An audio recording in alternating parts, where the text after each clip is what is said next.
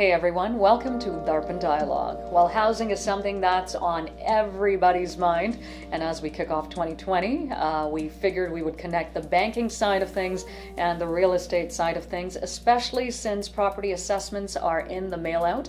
And there is some encouraging news for homeowners with the December sales being up over a 10-year period. So to kind of connect everything together, we've got two experts with us. We've got Rahul Gill with Gilco Real Estate, and then we also have Kshitij Bhupendra. He is with the Abbotsford branch of Scotia Bank, and he's the branch manager there. So welcome to both of you to the program. How are you? Thank you. Thank you. Happy New Year. Yes, Happy New Year to both of you. So I guess, Rahul, first to you. What's the housing market looking like for 2020? We're looking at this is going to be a healthy market. Oh, good. The last 2 months, last quarter actually for 2019 was pretty strong. Right. It was record-breaking in sales, and people are out buying homes. And 2020 is looking more healthier, and I think the prices might go up. Right. Yeah. Right. Great. So with that, when it comes to first-time buyers, what should they keep in mind? What sort of affordability measure is there? What should they really keep in mind? The first-time home buyers, I think, first of all, you would tell better than me, but they need to get approved. Once they're approved, they should jump on the market right away. Okay. Because the prices are still at low. Okay. They can still get a good deal from the market. Okay. Once the sales started to go up, the prices will go up, and then they might be left out. But he can probably answer that question better than. To your point, with the first-time home buyers, the biggest thing we bring up is the advisory part of things as well. Yeah. Plan for if you want to buy or purchase a home in the next year or next year, get it ready for it today. Think about implications, perhaps to your lifestyle with the increased expenses coming through. So be prepared for that. We go through them, we walk them through it, get them a pre-approval in place, because most of the real estate agents now are looking for qualified buyers, especially in a market that's going up. So to your point, just get prepared. That's what I can say on that part. Okay. When it comes to the mortgage side of things, what do they need to keep in mind for the real estate market? The mortgage side, I think they need to get approved. Okay. That's the main. Like you said, their income and all the other things, they need to get approved. Once they're approved, then they need to go look for a home. There's a lot of buyers. Sometimes what they do is they'll start looking at a home. Right. Right. They don't even know what they will qualify for. They will look at a home, they will put in an offer, but when they go to the bank, they will get not approved. Okay.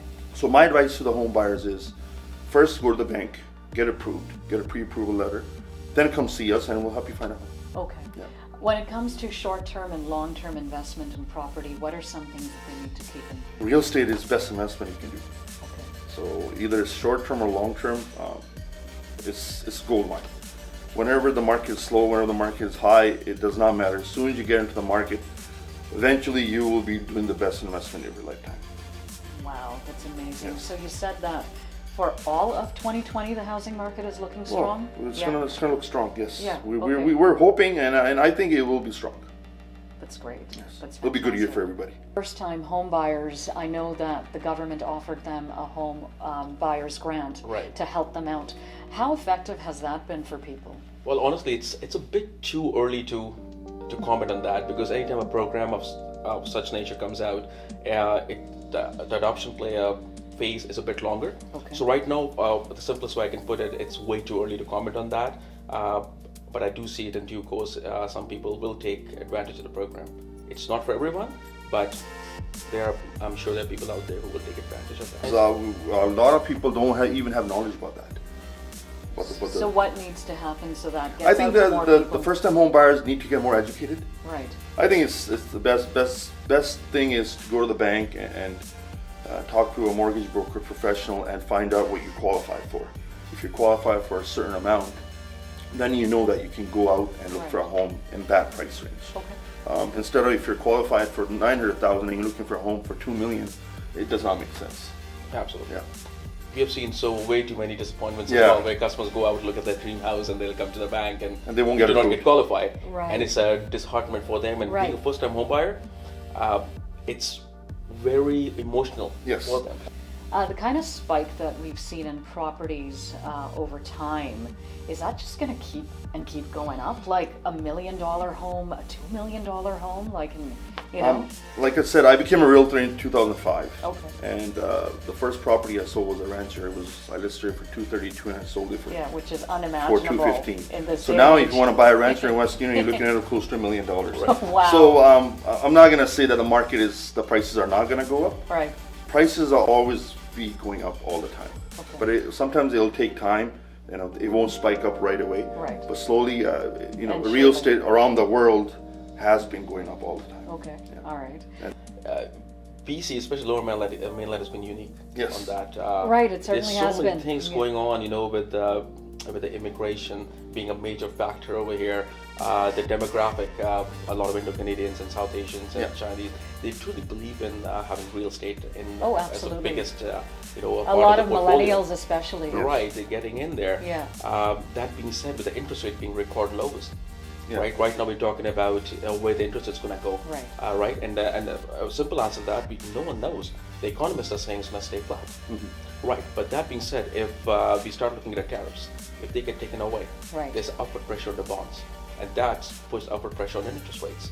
So if that happens, rates will go up, qualifications will be different, people will be struggling a bit. It might happen, but on the flip side, if nothing's happened, the rates might actually be cut down. Yeah. So that'll put upward pressure on the property values and the sales and all that stuff. So we've been unique. BC has been very unique, especially Lower Mainland. Right, for sure. When it comes to the stress test, are we going to see any changes to that? Is that going to, help people? Is it going to, impede their success perhaps in buying a home or actually progress it? How are we going to see that? It all depends on our Prime Minister Justin Trudeau, right? Oh, okay. So I think he has talked to the Finance Minister while reviewing the stress test. Okay.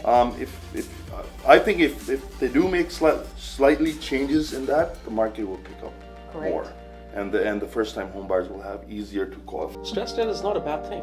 Right.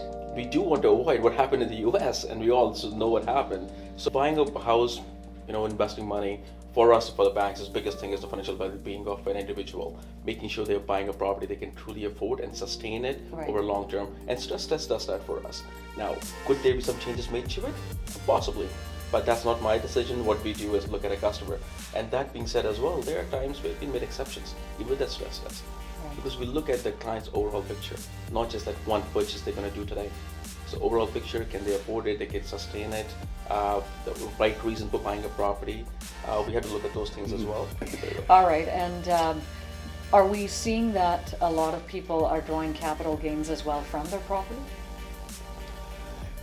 Well, it again comes down to, so is it a supplemental or second property for the customer for investment needs, or is it really their first time? If it's the first time, you exclude it from the capital gains taxes. If it's a second or third property, well, there are capital gains. Again, we'll leave the customer to the accountants to figure it out. Where that comes into effect, Right, where we have right. seen more, Yeah. is in a case of a death. So if you Oh, okay. pass away and there's a property, so property is deemed sold on the date of when you pass away, right? And that leaves potential capital gain taxes for the state, and a lot of times they're not prepared for that. So the alternate comes out to dispose the property, which might not be the best timing, like right now, to sell a property. So just planning on that part, and that's what we do when we work with clients, make sure that, especially high net worth individuals, is we talk about those things, work together with their accountants, and plan for those things. The unfortunate time if this happens, Right. what are the ideas behind it? Who's the state executor? Are they planning for it? Are they planning for it to know the responsibilities attached to that as well? So that goes to a whole different thing is when it comes to capital gains in respect to real estate. Right, okay. And for low and high income earners, because you said the market is looking great, so for prospective buyers, is that affordability issue still there, or no, they should be able to purchase something, if not necessarily a house, perhaps an apartment, or something smaller? Over the past, I said 2-3 years, the condo market and the townhouse market has been really hot. Okay. Because there's a lot of low-income families that don't qualify for a house. They always go for the condo or a townhouse. And I think the affordability for townhouse and condo is still there. first-time home buyers do qualify for that, and to get a first home is good to get into a townhouse or a condo. Okay, Yeah. great. Well, thank you both for coming to the Thank studio, you. and thank you for sharing that information with us. Well, there you have it. The prospective market for 2020 is looking great. So if you do want to make some purchases, you can certainly get in touch with our realtor here, Rahul Gill, and of course, branch manager of Scotia Bank when it comes to interest rates and mortgages and all of that. And if you've got any of those questions, Kshitij Bhupendra of the Abbotsford branch with Scotia Bank, the branch manager there, will be more than happy to assist you. So hope you enjoyed the segment. Thank you very much for having us. Thank you. bet. Thank you very Thank much. you.